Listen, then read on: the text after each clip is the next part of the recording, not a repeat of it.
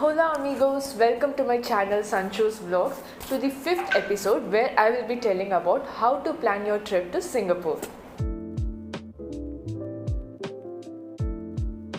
After watching 4 beautiful episodes, I know many of you are very much excited to go to Singapore and very curious to know how to plan to Singapore, so this video is for you. In this video, I am going to be telling about 5 things that you have to look into while planning for Singapore. The first one is budget. I know every one of you must be thinking, how much should I spend? How much will it cost?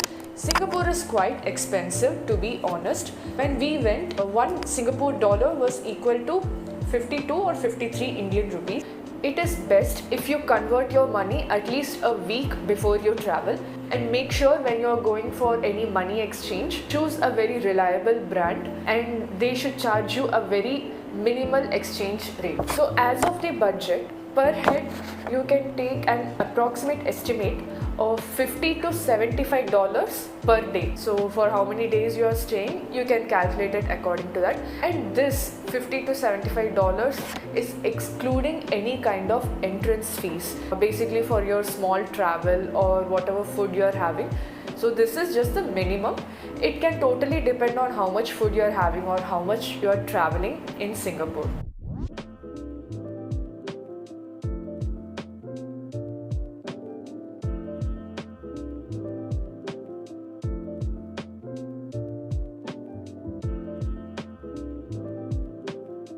Now let's discuss about each and every aspect of the travel. The second point being the accommodation. When it comes to accommodation, it takes a minimum of 1,500 rupees per head per day, and it totally depends on what kind of accommodation you are taking in and what kind of place you are staying in. And also make sure that your accommodation is close to any bus stop or MRT station, which will make your travel much easier. My suggestion is that whenever you're going with your friends, if you're traveling as a couple and you want to keep it a low budget, go for hostels. When you're going with family, you can prefer for budget-friendly hotels. Booking.com is one reliable website. You can also go with Trivago.com and it will help you in comparing with so many other websites. Even Agoda is a very nice website. The third part of the planning is travel. So first I'll tell you about the international travel, that is the flights. Start searching for your flights and accommodation at least 6 months ahead of your travel. The flight charge per head, including return, starts anywhere from 13,000 and depends on what kind of airline and at what time you are traveling. And this is the rate if you see at least 6 months before you travel. To book the cheapest flight, you can go to the website called Skyscanner. I will give the link in the description below. This website helps you in finding the cheapest flight rate in all kind of websites. My suggestion while booking flight ticket, while departing from India, you better choose a flight timing which is early in the morning. While arriving from Singapore, you choose a flight time that is in the late night. A tip for you: whenever you are traveling, make sure your passport has a longer validity time from the time of travel. When it comes to visa, it is approximately 2,700 per head and it depends on agency to agency. Yes, you have to depend on agency for this purpose because they will know what documents you need. They will do that work for you, so you will not have any kind of headache. So let's talk about traveling in Singapore. Singapore is basically a country where you would love to walk, and it is a walking friendly country. Of course, you can't walk to every place, but to be as a local and to feel like a local, I suggest you to go through MRT or buses. Traveling in MRT and buses is very easy as they will provide you with a travel card. So this travel card is basically like top-up card. So you can just simply top it up, and every time you get into a bus or train, you just simply have to tap it and it will deduct the money according to the distance traveled. Travel card is issued per head and you cannot combine 2 or 3 people with one single card. So each person should carry one travel card. While purchasing the travel card in airport, It will cost you about $10, and they will be providing you with $5 of recharge, and later you can just keep topping it up in the MRT stations. This card can also be used in many restaurants, but you have to ask them first before doing the payment. When it comes to taxis, taxis are way expensive than the buses and MRT. It is preferable to use taxis when you're going to your hotel from airport or when you're coming back to airport if you have too much of luggage. Otherwise, airport also has its own MRT station. If you feel light, you can just go with the MRT. Coming to the fourth point is the apps that you should download. The first one is the Evergreen TripAdvisor. This is the app where people will be giving their reviews regarding any food, place. So while making your plan, check out in TripAdvisor whether you want to go to that place, whether that place is open, what are the timings. You will know everything about it in that. The second one is Citymapper, and this app has to be the best app that I have used in Singapore. This app is very easy to use. Just type the destination that you want to go to, and it will suggest you the taxis or bus or MRT that is available, along with the timing, the bus number or the MRT station, and whatever options you click on, it will show you the direction. The next app is Grab. Grab is a taxi app similar to Ola or Uber, but as I said, depend on taxis very less and go with MRT and buses. Even if you don't have Grab app, it's okay. Calling taxis is very easy in Singapore. Just wave your hand in the street and they will be there. The third app is Visit Singapore. So this is basically an app where they'll be giving you any kind of notifications or some offbeat things to do in Singapore. So just download this. The fifth app that I'm going to talk about is Klook. Klook is an app where you can purchase entry tickets of many tourist places at a much discounted price. You can also get travel cards that I was talking about, and also SIM cards through Klook, which is way cheaper than the ones that they sell in the airport. My suggestion is that buy SIM cards through Klook and not through the airports. It's better if you purchase this entry tickets, travel cards and SIM cards when you are in India. Once when you book the travel cards and the SIM cards through Klook, they will also provide you with the address of where to pick up these cards. And the final app is iChangi app. So Changi app is basically all about the airport, and especially if you want to go and roam around the Jewel Changi, as I told in the last episode. I have provided the link to download these apps all in the description below, so do check it out. Now going to the next point, that is places to visit and things to do in Singapore that we all have been waiting for. So following this, I will be showing you the places to visit along with their entry fees, the timings and any other special notes for that place. So not just the places that I visited, I also included places that even you should visit but we missed it because of some reasons. So all the details will be coming up for you.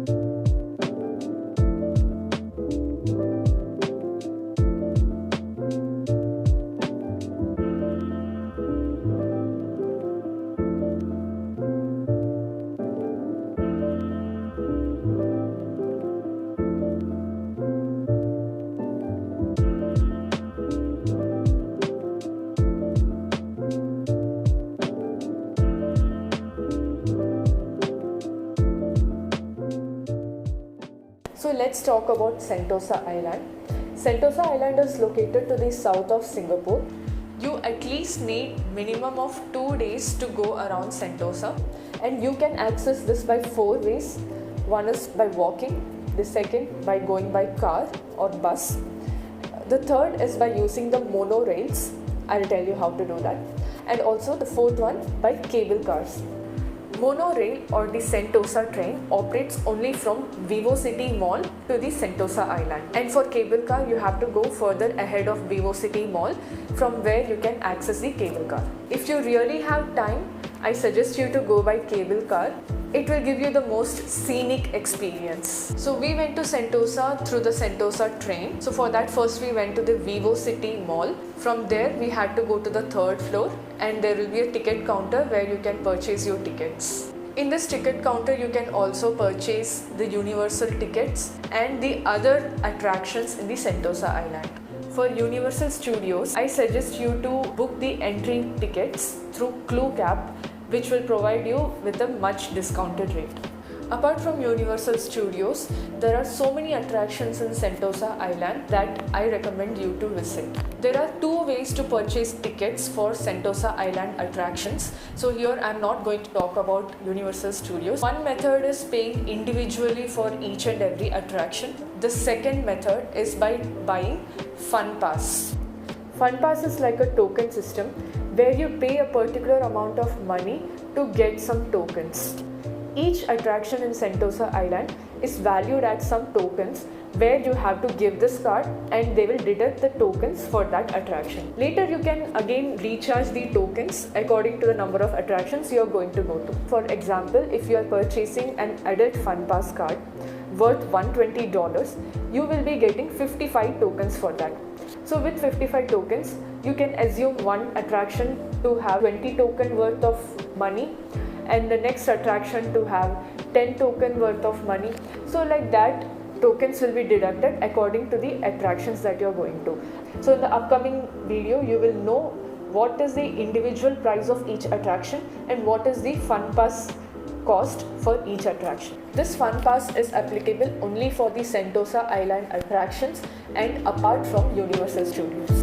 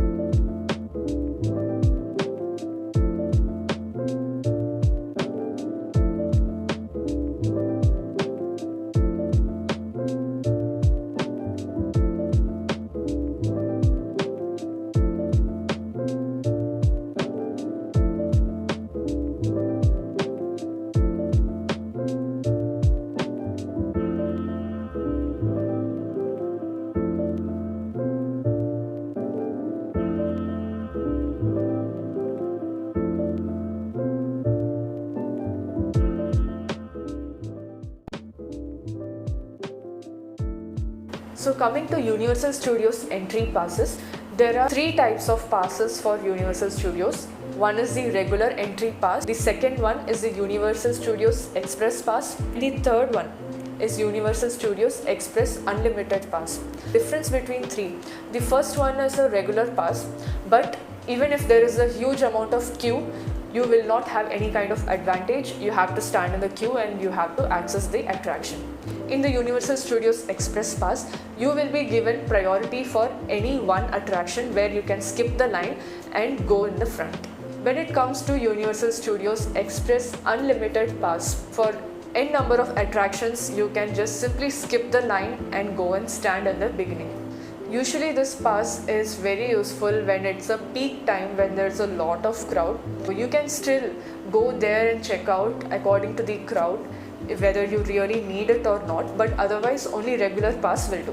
Always before traveling, check for their websites, their timings, the days when they are open. There are some days when they close the area for maintenance issues, so note those dates and accordingly you plan your dates. And now since the pandemic is here, the opening days and the working hours might differ from what was there previously, so always make sure you visit the website. Each and every attraction has their website, so you will have an easy access of information. Now coming to the most interesting part, food that you must eat in Singapore. So following this, I will be telling you what to eat and where you can find them and what is the approximate cost for that. And if there are any other special notes, I'll also tell you that.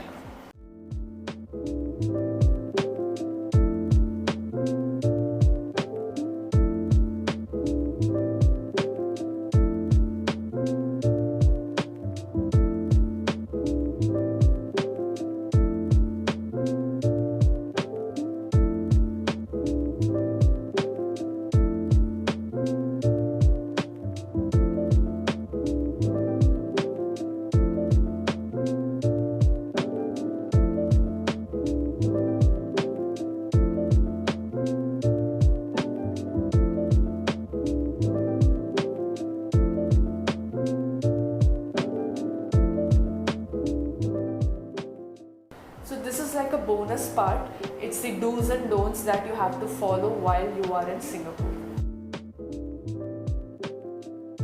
So when you are in Singapore, you don't have to panic that you are in a very new place. Nothing to worry. There are so many Indians in Singapore and all are very lovely at helping people. In another way, Singapore is like a mini India. So I request you to follow their culture and respect them as much as possible. Singapore is also a very neat, clean and hygienic country. Make sure that you throw the trash in the dustbin and do not litter around, or there is going to be a hefty fine for that. In Singapore, durian is the most famous fruit, which resembles to jackfruit in India. Durian has such strong smell that it is actually banned from bringing into the trains or taxis, and there is hefty fine for that. So wherever you are traveling in Singapore, make sure you carry your passport along with a photocopy of passport and a photocopy of your visa. Even though Singapore is a safe country, it is our responsibility to keep our things safe. So let me share an incident with you that happened to us when we got down Singapore. We took a taxi from the airport to our hotel, and my husband forgot his phone in the taxi. And what happened?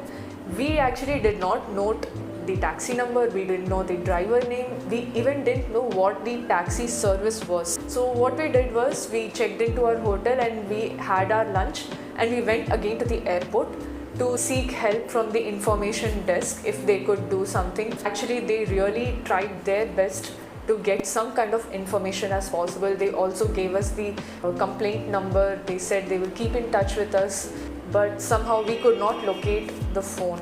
Please make sure whenever you are taking a taxi, note down the taxi number, note down the driver's name, especially the service, what company taxi is that, and keep your things safe. So when it comes to what can you wear in Singapore, Singapore is basically a hot country similar to India, but there will be sudden shower of rain, so you also have to be prepared for that. Also, since there's going to be a lot of walking involved, make sure you wear some good quality shoes. Since you are going to be traveling after the pandemic, make sure you travel the complete safety and cleaning kit. Carry a bottle with you that is not a use and throw kind of bottle, since you will be getting drinking water access in almost every place. When it comes to electronics, the plug socket in Singapore is quite different from that in India. So make sure you carry a universal plug point which is available in any hardware shop. As I already told you about the travel card, maintain a minimum of 5 Singapore dollars in the card. Coming to the map of Singapore, understanding the Singapore is very easy, but it takes a little time. I highly recommend you to go through the maps, especially the distance from your hotel to the place of location and how you will be traveling prior to your travel to Singapore, so that it makes your experience much better. Okay friends, I hope I have covered all the points here. If I'm still missing out on something, please tell me what it is in the comments below. If you like this video, give it a big thumbs up, subscribe to my channel, and also share this video with your friends and family. I hope this pandemic gets over soon and we all get to travel to our dream location as quick as possible. But till then, stay at home, stay safe and take care. Bye bye.